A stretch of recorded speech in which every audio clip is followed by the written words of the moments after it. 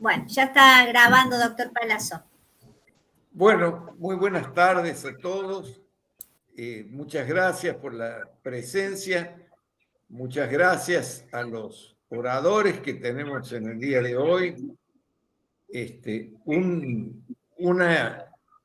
Una noticia parroquial muy significativa es que ya está publicado el nuevo boletín, el número 6, correspondiente al mes de noviembre, y ustedes pueden consultarlo porque han sido elevados con los datos necesarios para el acceso.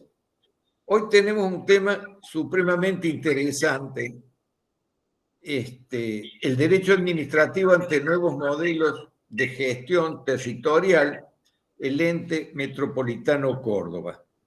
Para ello contamos, con la exposición de Agustín Travesaro, que es docente de nuestra asignatura, abogado especialista, egresó de nuestra facultad, y el doctor Álvaro Zamora Consigli, que también es abogado egresado de la Universidad Nacional de Córdoba, pero además de ser docente de Derecho Ambiental y de los Recursos Naturales, es el director de Asuntos Legales. Así que nos viene del ente metropolitano, por supuesto, de Córdoba, de manera que viene muy bien porque esta modalidad de gestión territorial existe mucho más en la realidad que en el conocimiento jurídico que tenemos los abogados. Así que, sin más trámite, le vamos a conferir el uso de la palabra y yo diría que interrumpo mi comunicación telefónica hasta que finalicen las dos exposiciones. ¿Les parece bien? Macanudo. Entonces no sé en qué orden van a exponer, pero... Buenas tardes. Bueno, va a comenzar Álvaro, que va a hacer un poco va a comentarles sobre el proceso de nacimiento del ente, ¿no? Un relato más institucional sobre lo que hace el ente, cómo nació. Y después, en segundo lugar, voy a hacer yo un abordaje más del derecho administrativo, de cómo el ente un poco impone repensar algunos institutos tradicionales del derecho administrativo. Así que le paso la palabra a Álvaro. Con Álvaro trabajamos juntos en el ente. Yo lo asesoro, digamos. Él es el director de Asuntos Jurídicos y yo soy asesor. Así que soy el empleado de él, digamos. Acá lo vamos a escuchar a mi jefe, digamos. Ahí. Álvaro, te paso la palabra. En la presentación de Álvaro, omití decir, y ahora se los digo, que es ex legislador de la provincia de Córdoba, de manera que conoce la génesis a la perfección del instituto. Gracias. Bueno, muchísimas gracias. Bueno, buenas tardes. Es un gusto para mí, realmente un placer y me siento muy honrado de que me permitan compartir con ustedes esta tarea que me toca llevar adelante ahora como director de Asuntos Legales del ente metropolitano. Simplemente hacer la aclaración que más que empleado, el doctor Travesaro para mí es realmente el asesor estrella. Como dijo el doctor Palazzo, yo vengo de otra área, ¿no? Del derecho ambiental, ¿sí? Que es lo que me gusta, lo que me apasiona, pero bueno, las circunstancias de la vida me han colocado aquí, así que me he volcado de lleno y realmente que con mucho gusto al derecho administrativo. Reitero el agradecimiento a todas las personas que conforman el instituto. Yo voy a compartir con ustedes pantalla para mostrarles unas filminas, ¿sí? Que explican qué es el ente metropolitano, un poco la génesis de la voluntad política que en su momento se consiguió para crear este organismo y de las cosas que hemos venido desarrollando desde el nacimiento hasta el día de la fecha. Somos un organismo relativamente nuevo si lo comparamos con otras estructuras del Estado. El ente metropolitano nació en el año 2022 y desde allí hasta acá hemos llevado adelante un proceso de organización administrativa, ¿sí? Hemos puesto en marcha, hemos conseguido los fondos, ¿sí? Hemos realizado todas las tareas administrativas para proveernos de fondos Y después hemos ido estructurando, ¿sí?, toda nuestra organización interna para poder llevar adelante las tareas que desde el ente realizamos. Yo digo que tenemos por lo menos la suerte de que acá todo está por hacer. Todo lo podemos armar o lo podemos crear desde cero y eso es una ventaja. Voy a hacer entonces ahora compartir pantalla.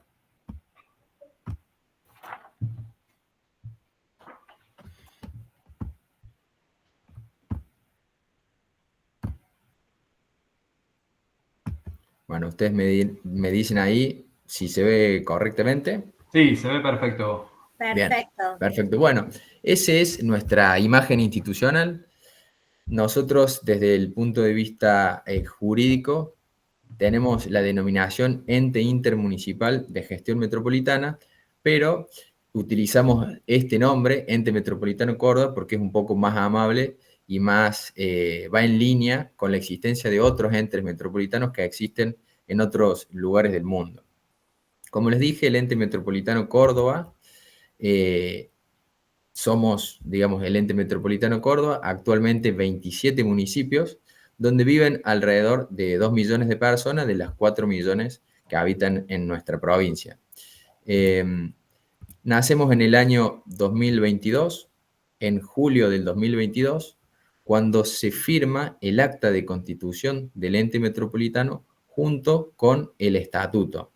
En esa oportunidad eran 9 municipios, principados por la ciudad capital, la ciudad de Córdoba, junto con otros municipios del área metropolitana de Córdoba. En esa oportunidad, como les digo, se firma el acta constitutiva por los intendentes de estos municipios y de la comuna de Los Cedros.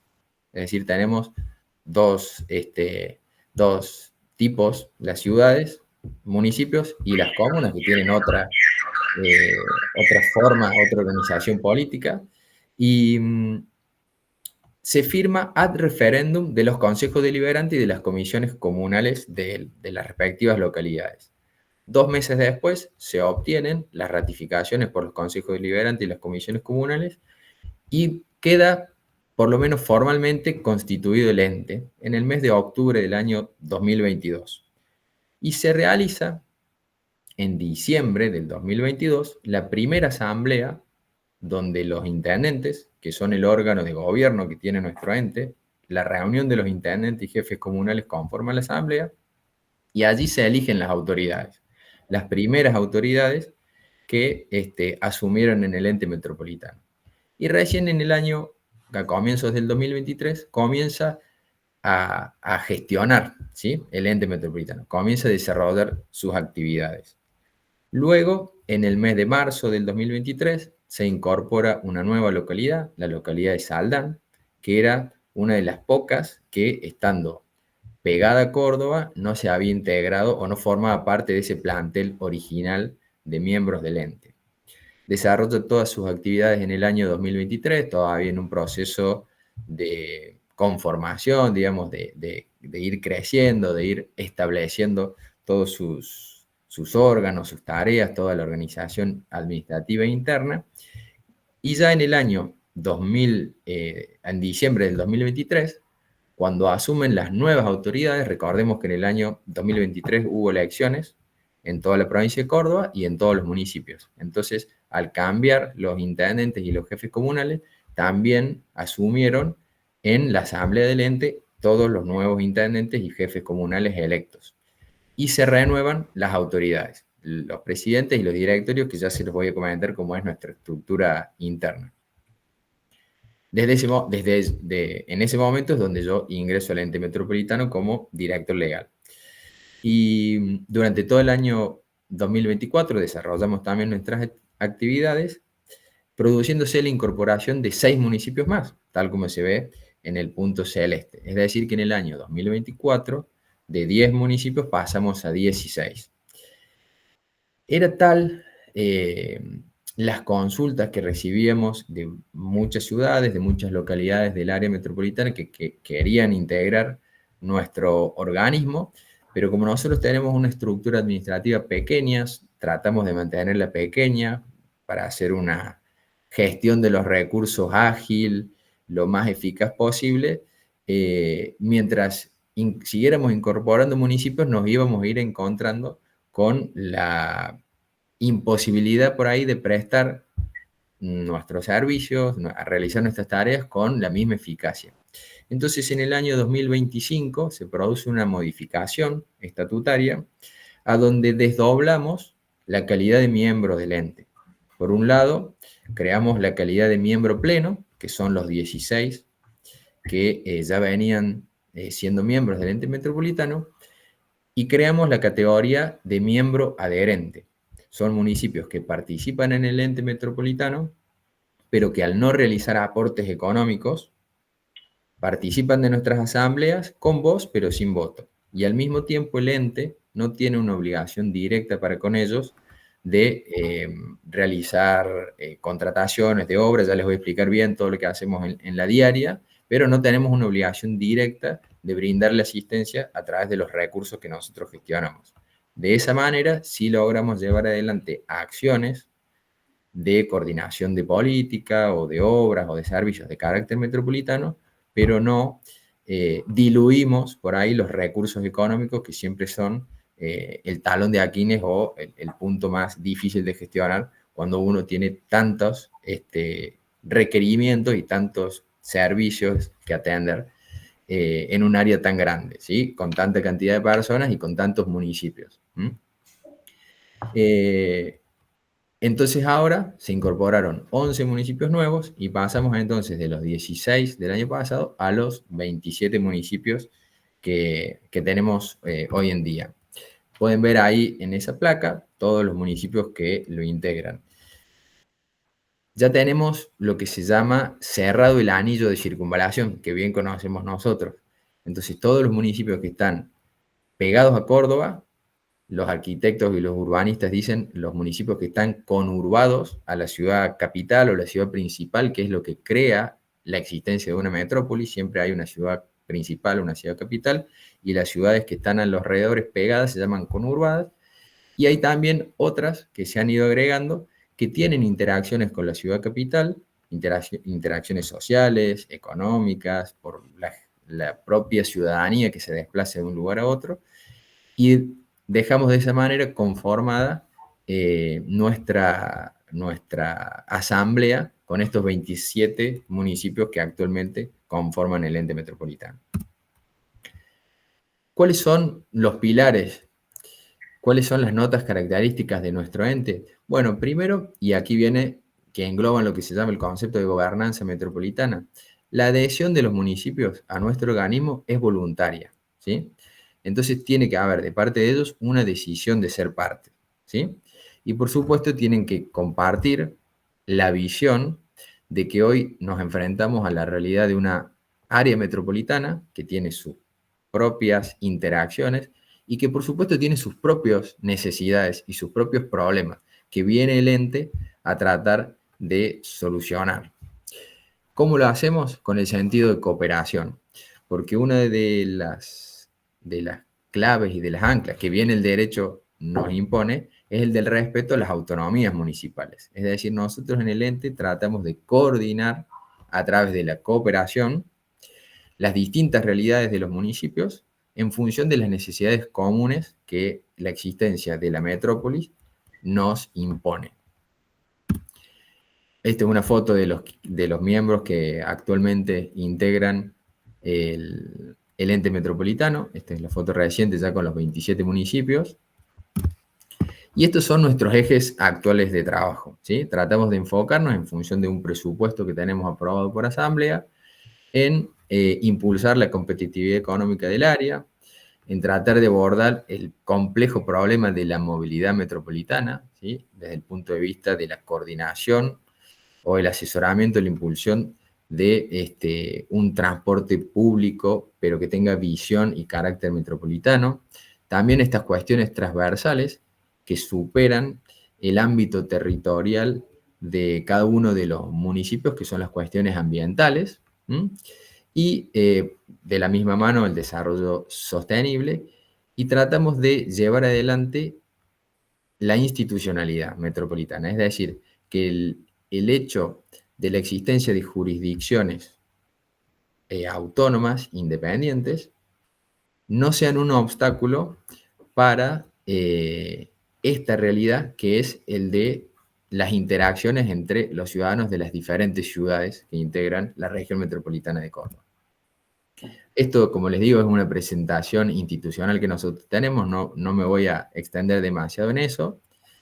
Pueden ver algunas de nuestras acciones. También tenemos alianzas estratégicas con, bueno, cantidad, digamos, de otros actores, de la academia, verán todas las universidades con las cuales también trabajamos, y también vinculaciones de orden internacional con otros entes que existen a nivel internacional y que ya llevan muchos más años que los nuestros, como pueden ser la región metropolitana, el área metropolitana de Medellín, el de Brasil, que en Brasil hay muchos entes metropolitanos porque ellos tienen una ley nacional de entes metropolitanos que nosotros en Argentina, por ejemplo, no tenemos. Y existen otras experiencias también en Costa Rica y algunas de Europa, entre los más importantes el de Milán y el de Barcelona, que es un espejo bastante importante para copiar o para por lo menos estudiar a quienes estamos en entes metropolitanos. El ente de Barcelona es un modelo muy interesante. Otros ejes de trabajo, gestión ambiental, que como les dije tiene un carácter netamente metropolitano que trasciende las fronteras territoriales de los estados municipales. Competitividad económica, esto lo voy a pasar un poquito más rápido. En desarrollo sostenible integramos las cuestiones culturales, deportivas, también de salud, las cuestiones de movilidad, haciendo tanto obras públicas, viales, como también, digamos, buscando la mejor alternativa para llevar a la realidad la existencia de un sistema de transporte integrado metropolitano. Y esos son finalmente nuestros desafíos a futuro, que es lograr financiamiento internacional, que muchos de los entes metropolitanos se abocan a eso, terminan siendo buenos impulsores de financiamiento internacional. Lograr fortalecer la gobernanza, es decir, la coordinación de las políticas públicas y de la normativa, que ese es un tema bastante delicado y que por ahí más nos interesa a nosotros. Esta dispersión normativa, la posibilidad de los municipios y las comunas de dictarse sus propias normas y los problemas que se nos trae cuando los estados municipales están pegados, pero tenemos diferente normativa para desarrollar las actividades normales que se llevan adelante en cada municipio, pero bajo diferente normativa.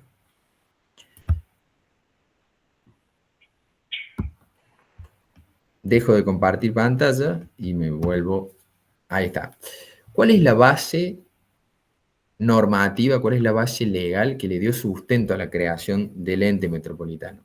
En primer lugar, el artículo 190 de la Constitución Provincial, que es la que permite que los municipios creen entes metropolitanos para la satisfacción de sus intereses comunes, ¿sí? Entonces, en función de ese artículo de la Constitución, es que por voluntad propia de los municipios, Agustín, vos cuando hayas tomado el tiempo que habíamos preestablecido que íbamos a hablar, simplemente interrumpime, fue por propia voluntad de los municipios que crean el ente metropolitano, ¿sí?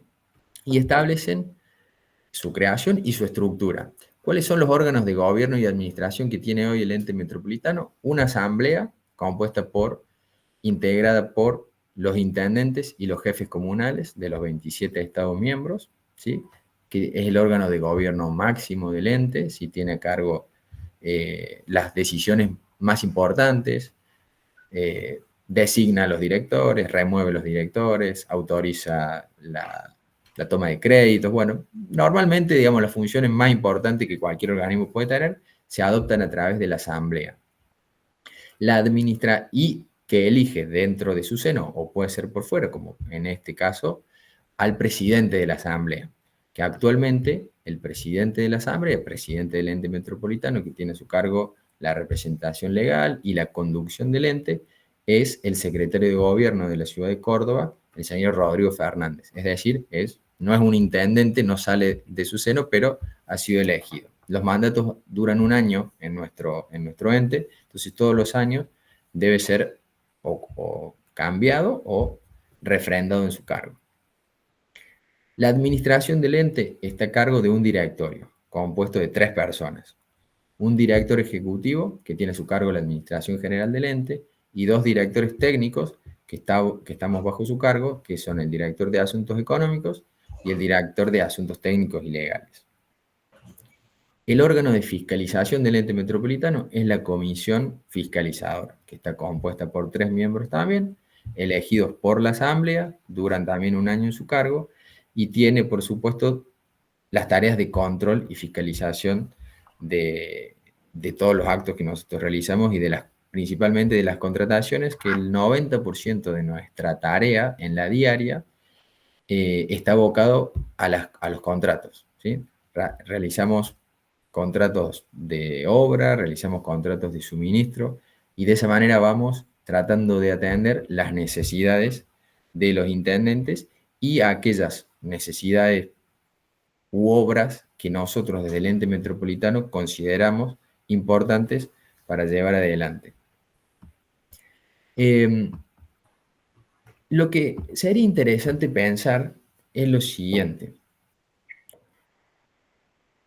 ¿Existe la metrópolis? ¿Existe el fenómeno de la metrópolis? Sí, desde hace mucho tiempo. Por ahí tal vez en Argentina no tenemos tanta historia o tanta tradición de estudiar este tipo de fenómenos sociales, territoriales, pero en otros lugares donde tienen ciudades muchísimo más grandes, ya lo conocen hace tiempo. Nosotros tal vez estábamos más acostumbrados a escuchar del AMBA, el área metropolitana de Buenos Aires, que tal vez en las noticias o periodísticamente lo escuchábamos.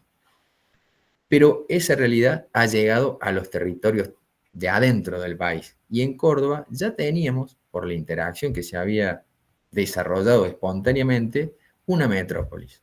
¿Cómo definen la metrópolis los urbanistas, los arquitectos? Es la existencia de una ciudad capital que en conexión, en interacción con otros centros urbanos,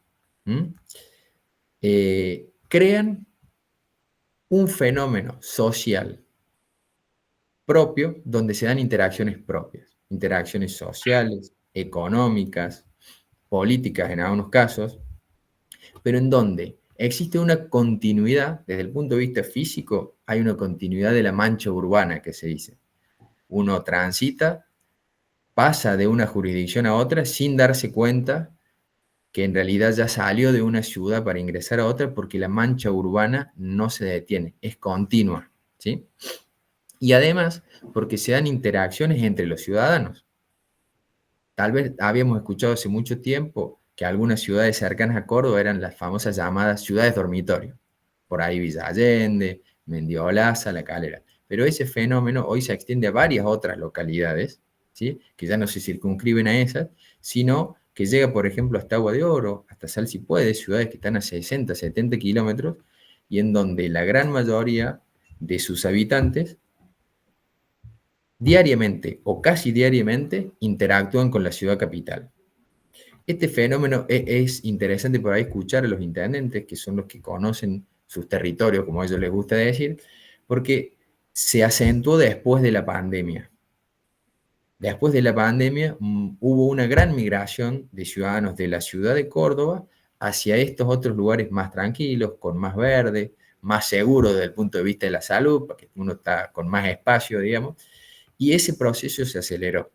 Interesante, por ejemplo, el dato que surgió después del censo que se hizo, 2023, me parece, el año pasado, que la ciudad de Córdoba es la única ciudad del área metropolitana que perdió habitantes. Todas las demás crecieron. Villa Allende creció, Altagracia creció, Calera creció, Malvinas, Argentina, si nos vamos para el lado del este de la ciudad, Toledo creció. En cambio, la ciudad de Córdoba perdió casi 200.000 habitantes. Sin embargo, las interacciones aumentan. Es decir, más gente de Calera viaja todos los días, más gente de Altagracia viaja todos los días, ¿sí? Y esta interacción no se da solo desde las ciudades hacia Córdoba, sino que se da de Córdoba hacia las ciudades, porque cada ciudad tiene una dinámica propia. Por ejemplo, hay ciudades que están en el este, que tienen un perfil industrial bastante marcado, como puede ser Montecristo, como puede ser Mi Granja, a donde es más la gente que viaja de Córdoba hacia esos lugares que los que desde esos lugares vienen hacia acá. Entonces, como verán, la realidad de la metropolización tiene diferentes matices. Lo que sí los une es que las interacciones se dan, y se dan de manera espontánea. Entonces ahí surge el problema, ahí surge esta nueva reflexión que nos llama, es decir, la continuidad urbana se da, las interacciones se dan. Ahora, nosotros desde el punto de vista político y jurídico tenemos bien diferenciadas esas realidades, porque la ciudad de Córdoba tiene un territorio propio y una jurisdicción propia. Y sin embargo, calle al frente tenemos otro municipio, otro estado municipal, a quien hay que respetarle su autonomía municipal, que tiene larga tradición en nuestra tradición jurídica, el respeto de las autonomías municipales, con su propia legislación, con su propia realidad, y sin embargo, las interacciones se dan propias. Un vecino de Córdoba cruza la calle, está del lado de Villa Allende, se atiende en el dispensario del frente, o los vecinos de Villa Allende utilizan el servicio público de Córdoba. Es decir, como que la realidad va más allá, más rápido que el derecho. Y así viene a plantearse la idea de si existe o no existe la posibilidad de una gobernanza metropolitana.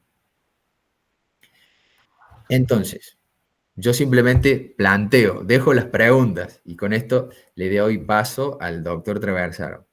Si existen necesidades metropolitanas, necesidades públicas metropolitanas, entonces desde el derecho administrativo se podrá pensar si existen funciones públicas metropolitanas que algún organismo, ente o quien sea tenga que cubrir.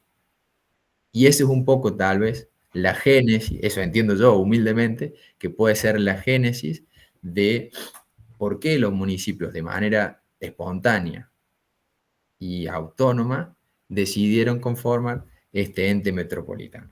Bueno, muchas gracias. Gracias, Álvaro. Bueno, gracias, muy amable.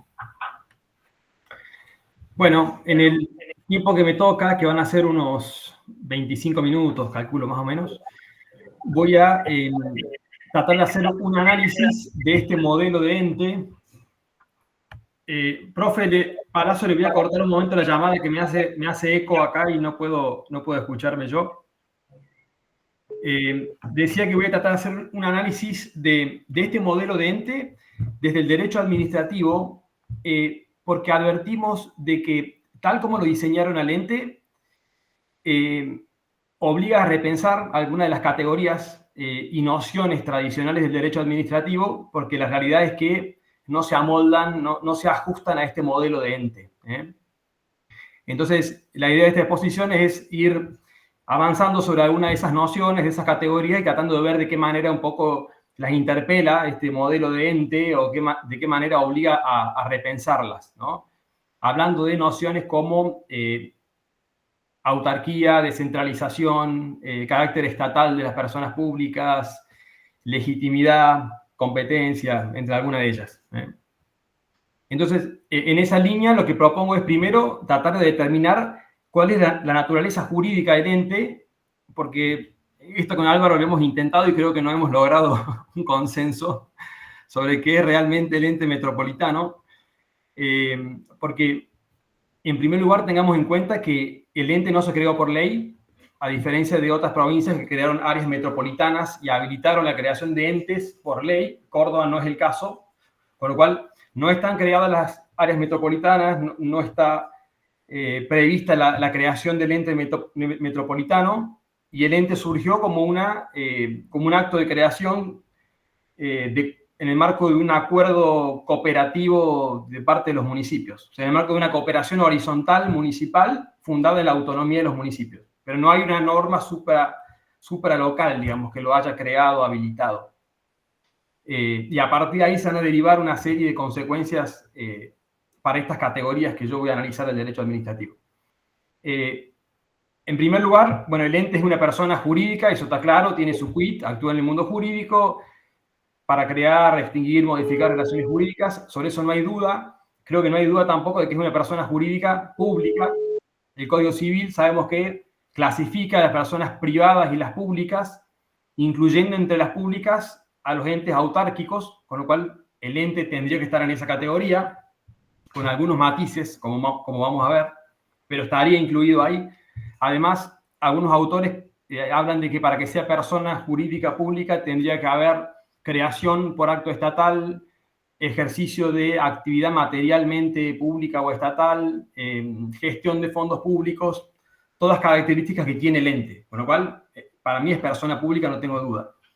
Pero, si avanzamos en las clasificaciones, las personas públicas pueden ser estatales o no estatales, y acá empiezan algunas dudas nuestras porque, si bien parece no ser difícil determinar cuándo una persona jurídica pública pertenece o no a un Estado, o sea, si es estatal o no, eso con el ente no es tan simple, porque, bueno, dentro de la... A ver, cuando leemos los autores, dicen, bueno, primero tienen que determinar si el ente ejerce actividad materialmente estatal o no, y qué grado de dependencia tiene con la estructura del Estado, en el marco, en relación a los controles, a la integración. Y si analizamos el ente metropolitano, vemos que está conformado íntegramente por estados municipales, o sea, su integración es puramente estatal, gestiona fondos exclusivamente públicos y desarrolla actividad propia de los municipios, actividad administrativa pura. El tema es que no está previsto que la administración central de cada municipio ejerza control sobre el ente, ni que los tribunales de cuentas ejerzan control sobre el ente.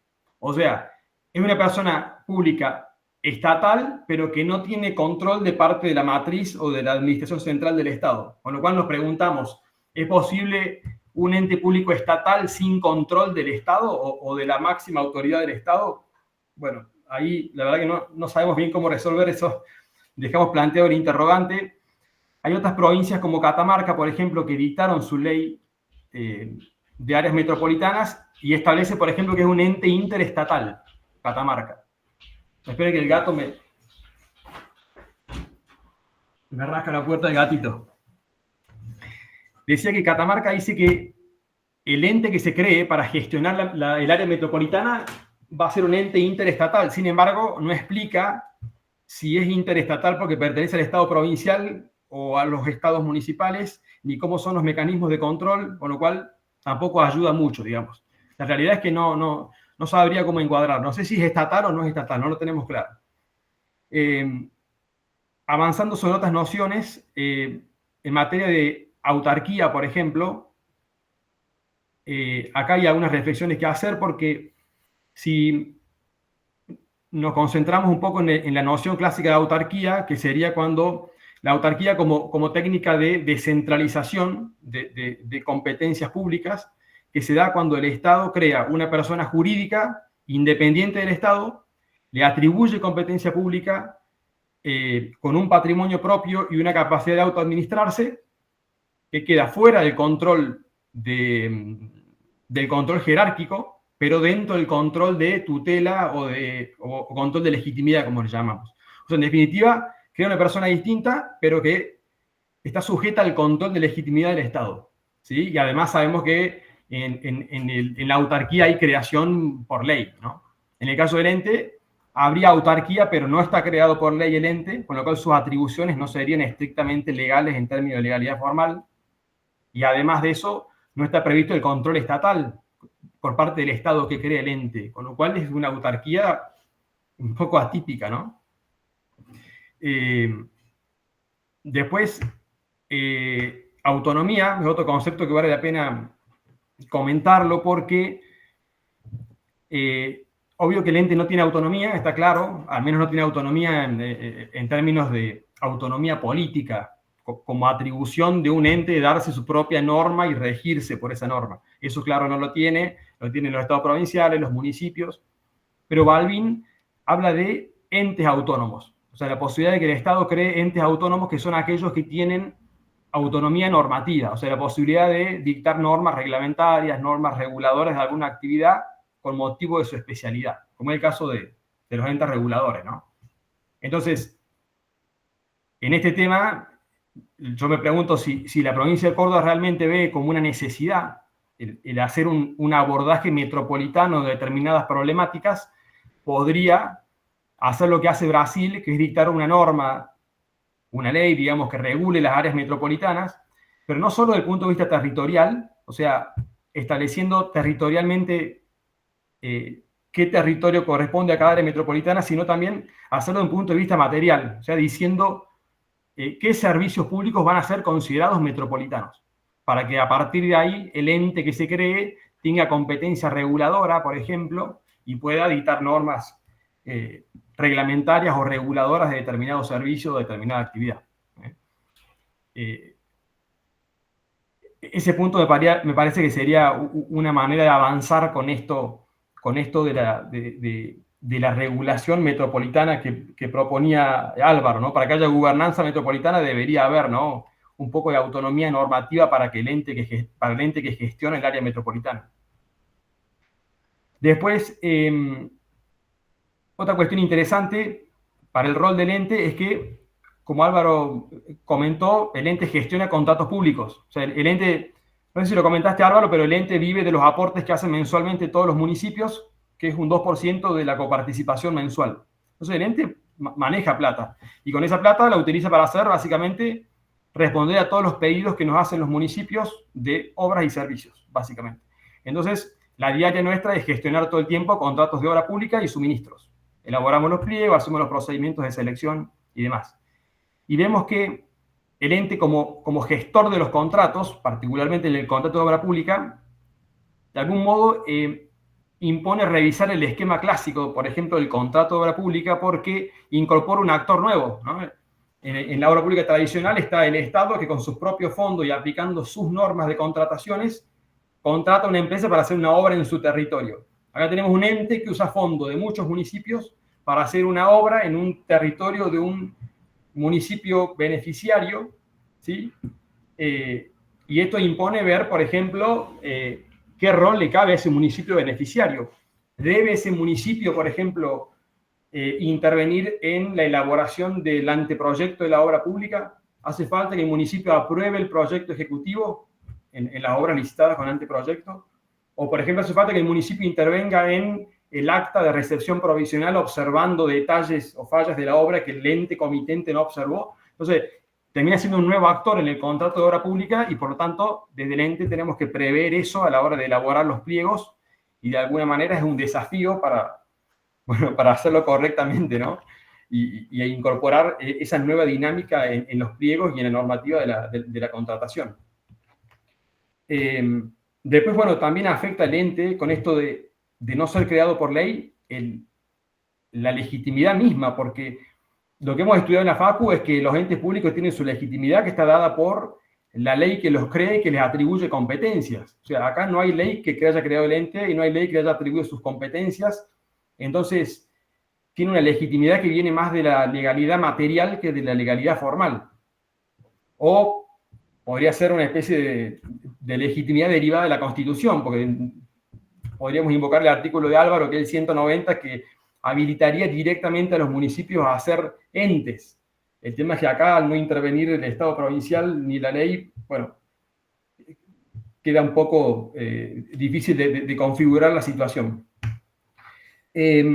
Después, ya para ir terminando, por el tiempo que me queda, quería comentar una situación interesante, que de hecho con Álvaro lo hablábamos antes de esta exposición, y el hecho de que no, o sea, estamos por un lado generando algún tipo de reproche porque no está regulada la metrópolis, el área metropolitana y demás, pero Córdoba sí tiene una ley orgánica de regionalización de la provincia, que es la ley que creó las comunidades regionales.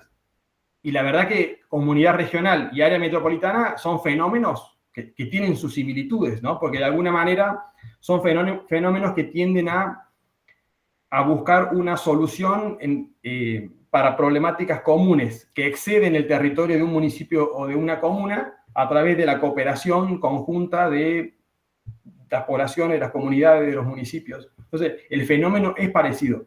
Pero ¿qué observamos nosotros? Que el fenómeno esto de las comunidades regionales como instrumento de gestión es como que fue impuesto desde arriba hacia abajo, creando primero la norma, creando primero la solución normativa en abstracto, pero quizás prescindiendo del análisis del territorio y de la realidad social, de la dinámica social, cultural, política. Digo esto, que se creó prescindiendo de eso, porque la realidad es que hace 20 años se dictó la ley de comunidades regionales y creo que han tenido escaso desarrollo, mientras que la realidad metropolitana es completamente la inversa. Como inició el profe Palazzo cuando nos presentaba, esto surgió la necesidad metropolitana con la inmediatez y la necesidad del territorio, se creó el ente como instrumento de gestión y empezó a andar el ente, empezó a tener vida, pero sin previsión legal, ¿no? Entonces, como que acá fue el instrumento sin el marco normativo y las comunidades regionales son el marco normativo, pero sin contenido. Entonces, como que veo en definitiva que lo de las comunidades regionales son un ejemplo de descentralización con un marco normativo, pero sin vida, y el ente es una descentralización con vida, pero sin marco normativo, ¿no? Eso me parece interesante. Entonces, esto es como que deja una reflexión acerca de qué es lo más conveniente, si crear un instrumento de gestión pública, hacerlo vivir y transitar en el territorio y ver cómo se desarrolla y luego regularlo, o crear una regulación y esperar que se inserte y tenga vida en el territorio. La verdad que no lo tengo claro, es como una... Acá tenemos los dos ejemplos con las comunidades y los entes, y han dado resultados disímiles, ¿no? Bueno, no tengo más, hay varias cosas más, pero quería resumir en eso para no extenderme mucho en el tiempo. Así que bueno, gracias por el tiempo y esperamos a ver si nos hacen alguna devolución que nos aclare un poco a nosotros. Sé que Nora es experta en estas cuestiones también. Gracias. Me parece muy Estimados disertantes, muy les interesante. quiero decir que han superado con creces las expectativas que en lo personal tenía del tema que debemos desarrollar. Este tema tan interesante se inserta en las tendencias más modernas que existen en el mundo, que es la descentralización de las gestiones públicas. Por aquel principio técnico de que mientras más proximidad existe entre el problema y la solución, seguramente la solución tiene más posibilidades de ser la que corresponde. De manera que yo creo que esta descentralización de esas actividades que indispensablemente son comunes a varias localidades, como es el medio ambiente, el desarrollo sustentable, la movilidad moderna, la movilidad urbana, los servicios públicos, el transporte público de pasajeros, servicio de agua potable, el enterramiento sanitario, salud pública, educación. También la modernización normativa.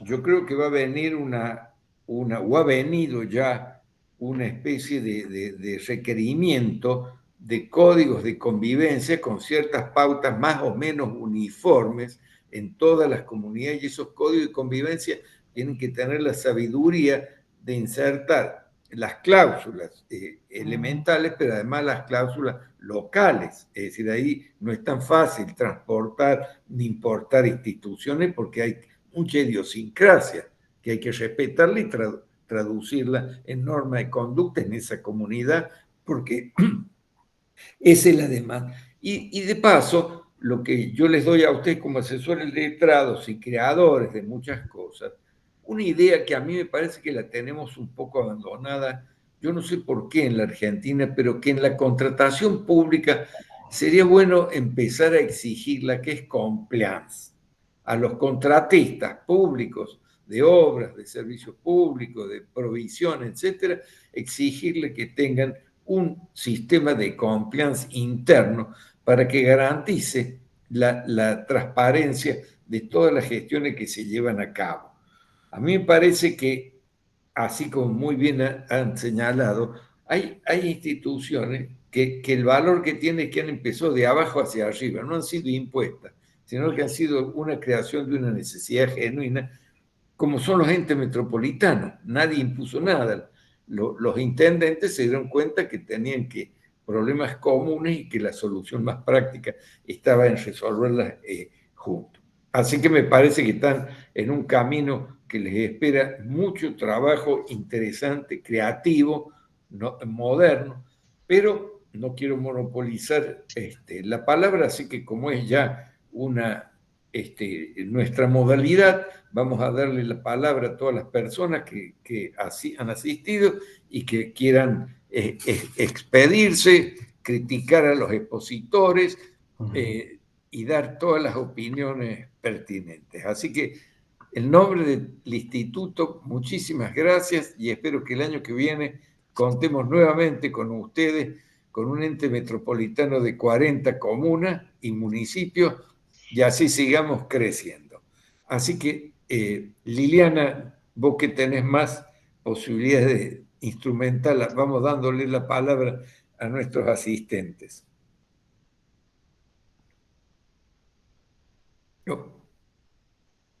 Se nos ha perdido la conductora.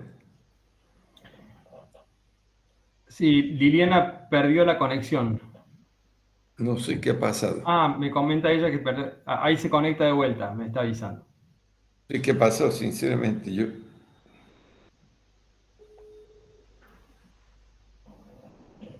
Nora, ¿querés hablar? Así te vamos escuchando. Bueno, no, me parece, me parece interesantísimo. Es un tema que vos conoces que me apasiona. Ahí está, Liliana se acaba de unir. Que lo he trabajado mucho. Liliana, hola.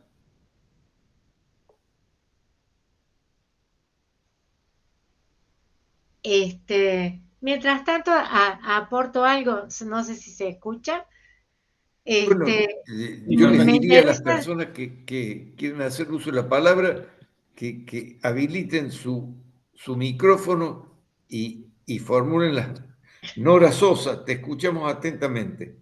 Bueno, gracias, gracias. No, lo que les estaba diciendo, el punto que hay dos puntos aquí en lo que han mencionado en la charla que me parece que son bastante ejes, que tiene que ver uno con la relación entre comunidades regionales. En realidad tenemos que pensar en ese aspecto, en las variables que se usan para regionalizar. Y en el caso de las comunidades regionales se usó una variable política que estaba directamente vinculada con los departamentos. Exacto. Y que no está vinculada con los ejes, digamos, de competencia, si cabe el término, o por lo menos el sueño de lo que sería el ente. Nora, hola. Te agrego algo ahí, eso que vos marcaste, esto de que la ley que crea las regiones. Hola, Lili. Identifica el territorio de las comunidades regionales con el de los departamentos. Y yo que soy de Villa Dolores, nos pasa que Villa Dolores, que es una ciudad de 30.000 habitantes, está pegada territorialmente, conectada por calles, con otro municipio que se llama Villa Sarmiento. O sea, son básicamente, como decía Álvaro, la mancha urbana es la misma, y sin embargo Villa Sarmiento está en el departamento San Alberto y Villa Dolores en el departamento San Javier. Con lo cual, siguiendo la lógica de la ley de comunidades regionales, quedaría cada municipio en una región, en una comunidad regional diferente, ¿no? Con lo cual, claro, la inconsistencia del criterio, ¿no? Acá se vincula con lo que tiene que ver con la normativa de uso del suelo, que es lo que más impacta en lo que tiene, en lo que mencionaban ustedes de la mancha urbana, que nosotros tenemos un comienzo, no me recuerdo el número de ley, casualmente recién me distraje buscándolo, que, a ver si lo veo, es la ley 9841, que es la ley de uso del suelo, que no está, digamos, no voy a intervenir en todo lo que rodea políticamente a las cuestiones de este tipo, ni todos los actores que intervienen, pero sí creo que habría que avanzar más caminando por ese sendero que por el sendero de las comunidades regionales, porque las ciudades crecen naturalmente, como vos dijiste, efecto post-pandemia, Álvaro o Agustín, alguno de los dos, y por otras razones, cuestiones urbanas de distinto tipo, pero me parece de suma importancia en esas cuestiones la vinculación que hacen las poblaciones en materia de educación, las necesidades de salud y el tema de la localización de los barrios, ¿no? De manera que si queremos avanzar, me parece a mí que es una buena, una muy buena herramienta el ente, que habría que ayudarlo a crecer y que tenga su ley. Si queremos avanzar en ese punto, tenemos que trabajarlo más desde el punto de vista del uso del suelo y de los servicios públicos y de las necesidades poblacionales. Es decir, porque ahí es más fácil que los intendentes se pongan de acuerdo, y es como más fecundo, digamos, para los resultados en aras a los beneficios que puede recibir la población, ¿no? Ese es el pequeño aporte que quiero hacer a esto. Bueno, muchas gracias, Nora. Doctor Julio.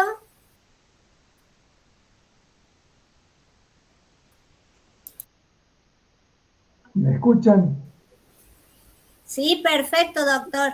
Bueno, en primer lugar quiero felicitarlos porque está muy clara la exposición. Así que los felicito, un tema muy interesante, y los felicito también al doctor Palazzo por haber aceptado este tema tan importante y tan trascendente.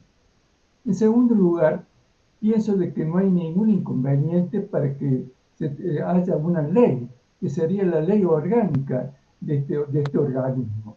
Y ahí la ley orgánica tendría que establecer la competencia de este organismo, quiénes lo forman, cuáles son las atribuciones que tiene, cómo va a ser controlado, y para no invadir, diríamos así, a un municipio, tendría que ser obras que vengan bien a dos municipios. Por ejemplo, una planta potabilizadora que sirva para Saldaña y Villa Allende.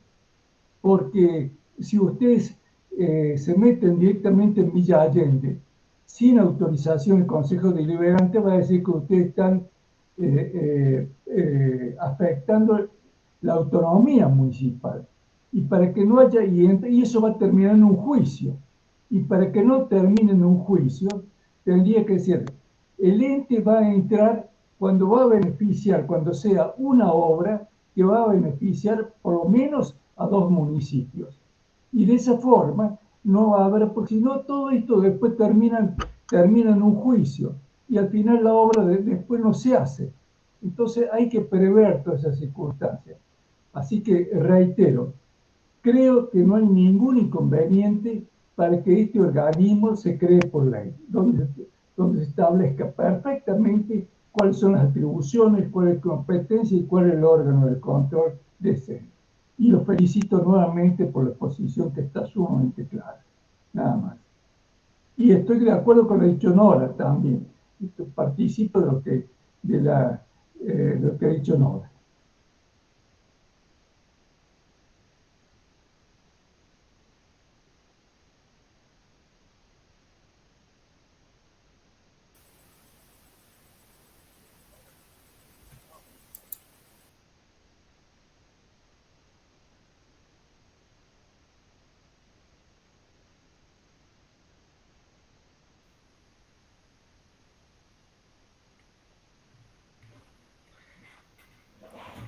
Profe, está muteado, no lo escuchamos, ¿eh?